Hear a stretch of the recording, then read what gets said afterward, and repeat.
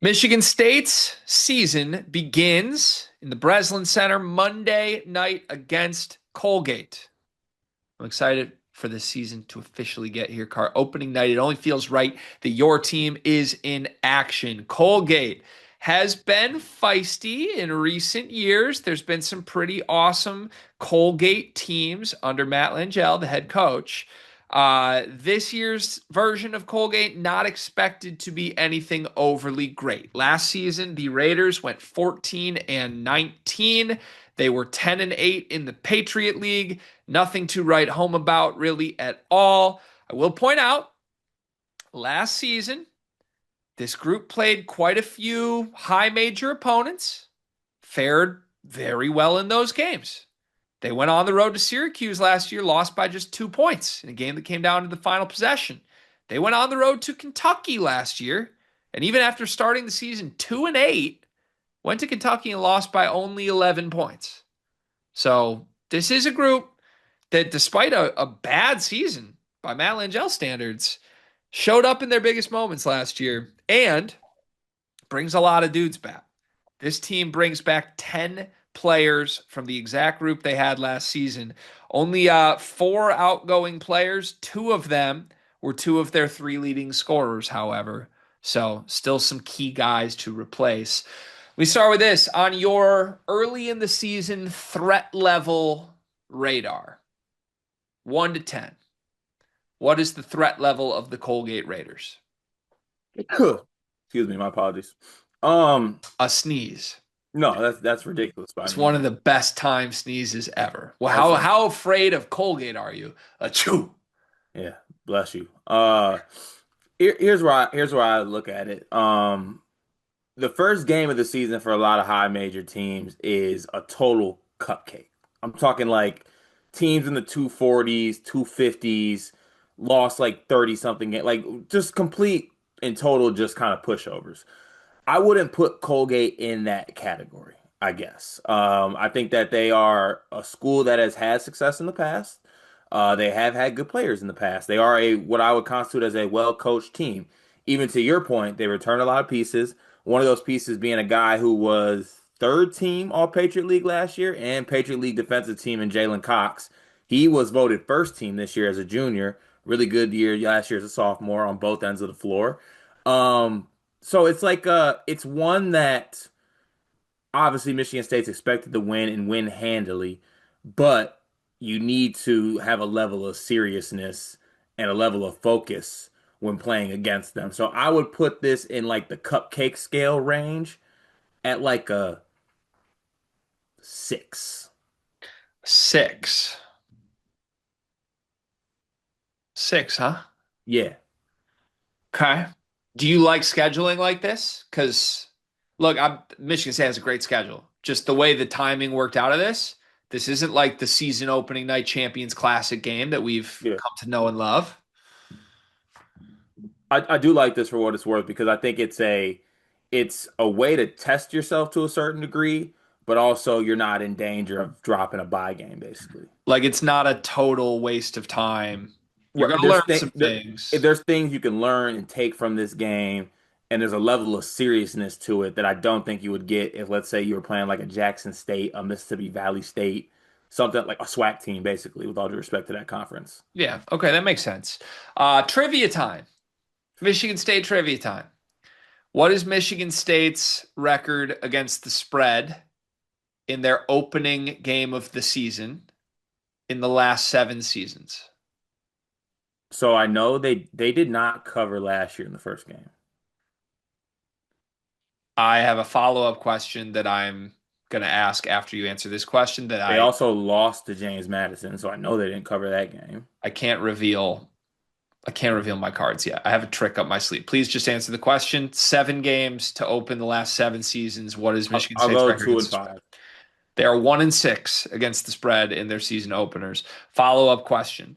What is Michigan State's record against the spread in the last 7 season openers without Jace Richardson? 0-7. 0-6. 0-6, sorry. 0-6. Now, a few of these games were Champions Classic games, to my point. The Oh, yeah, true. I scheduling forgot about those. scheduling has changed. But Basically going back to like when Michigan State had really amazing like all-American level players, the quote unquote like iffier years of Tom Izzo have not exactly opened with a bang. Hmm. Been a little different. Last year was different, and Jace wasn't even in a huge role. I'm just obviously semanticsing you here. They did cover the spread last year for what it's worth, but just a notable trend. Last 7 seasons, Michigan State hasn't been great right out the gates. That's kind of the point. That also maps with, I think, our general thoughts on the program. Michigan State usually takes a while to become the version of themselves. Do you think this year's team tracks with that? Because it's been a bumpy start to the year, I would say, in a couple different ways. Not as deep as last year. We know the bench has some issues right now. The shooting looks iffy. Still working in like featured guy Cohen Carr. Like, is your outlook for the season very much that, like usual, Michigan State is a long way away from what they will look like at the end of the year right now? Yeah, I think so. Okay. Yeah, I do. And look, I think that when you play against programs like Colgate, who I think both of us can say, I mean, I'm not gonna come on here and act like we're Patriot League, aficionados or anything, but we know good coaches and we know good programs, I guess. And I would constitute Colgate as one of those programs as far as mid-majors that are in that mold. I think you can ask a lot of college basketball people, they'll give it's Coach what, Langle, I think. I don't want to mispronounce his last name. I have no idea if I'm pronouncing it right or wrong. Okay, that's on me. Yeah. Sorry about that. Please never ask me that again. Okay, never again. First one. I respect the program. I respect the coach. And in games like this, I think that means something because I think you got to come with something to give yourself a chance as far as like game planning, scouting, because it's real games now, so we scout. And you got to come with it. So, I mean, it's a you can describe what kind of test it is. It's an open book test, maybe, but it's a test. Does anything noteworthy jump out to you about Colgate's profile last season? Again, they bring a lot of guys back, so you would think this year's team looks similar in philosophy as last year's. Obviously, they are hoping they are better than last year's 14 and 19 season. But does anything jump out on their profile to you that will matter in this game against Michigan State? I mean, they weren't like a crazy offensive team, but they were pretty efficient. I would say is something that stuck out to me. Like top 100 in 3-point percentage, top 60, top 100 in 3-point, 2-point percentage, top 50 in effective field goal percentage. Like I think they're a team that was efficient for sure. So outside of that, I don't know. I can't really pinpoint anything that I guess is like that scares me. Okay, so I got a couple things I want to look at. Last year's team is worth noting was different than the 5 or 6 Colgate teams before them that were significantly better than last year's. Over the last 6 years, Colgate's usually a really, really good offense and an iffy defense under this coaching staff. This past year, they were not that great offensively. They were efficient, like you said, but like still only grade out as the 216th best offense in the country. Defense was a disaster last year, 295th in the country, so it was still better offense than defense. But the thing that jumps out to me, because I think personnel wise they're similar again.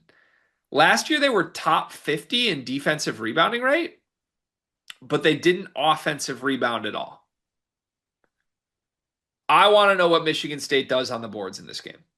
You're coming off back-to-back exhibition performances, one against a middle of the pack MAC team Mm-hmm. where Bowling Green out rebounded you.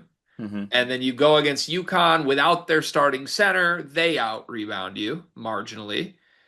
The bigs held up well, Cooper and Kohler. Colgate is a team that usually is good at preventing offensive rebounds, but is not going to get them themselves. Right. Michigan State wants offensive rebounds. Mm-hmm. Can they actually get those in this game against a good mid-major rebounding team?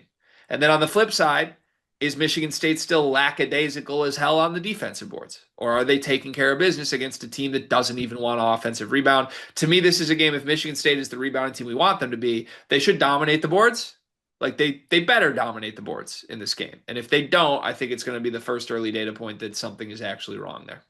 Yeah, it's a good point. And mainly too, not to go like it's kind of surrounding the same thing you said, but I think I would love to see even in an opponent like this. I want to see how Cohen Carr responds to that last game. Yep. Think it needs to be. I mean, look. I think you talked about it in the recap. There's a certain level of scrutiny and under the microscope you're going to be if you're going to be this 30-minute a game, all the accolades guy from Michigan State, and you are going to be held to that standard. And we're also looking about how you respond in a game where I thought that you really, honestly, for lack of a better term, kind of killed the team. So, something I'm watching. Yep. I am with you. One more thing on the profile for Colgate that I am going to keep my eyes on in this game. What's been your best offense through two exhibitions in the half court, not transition? Getting to the free throw line. Getting to the free throw line. Mm. Colgate doesn't foul. Yeah, they don't. Sounds If like a challenge, floor general. if Colgate is going to approach this game from a let's not get State to the free throw line, how does Michigan State score? It's not me saying they're going to have issues. It's me being genuinely curious. Because if Jeremy Fears' plan is to like barrel into dudes here, Colgate's pretty good at avoiding that. Yeah, At least they Jalen were Cox. last season. Like I said, Jalen Cox is all Patriot League defense. Right. And then on the other side, Colgate themselves never got to the free throw line last year.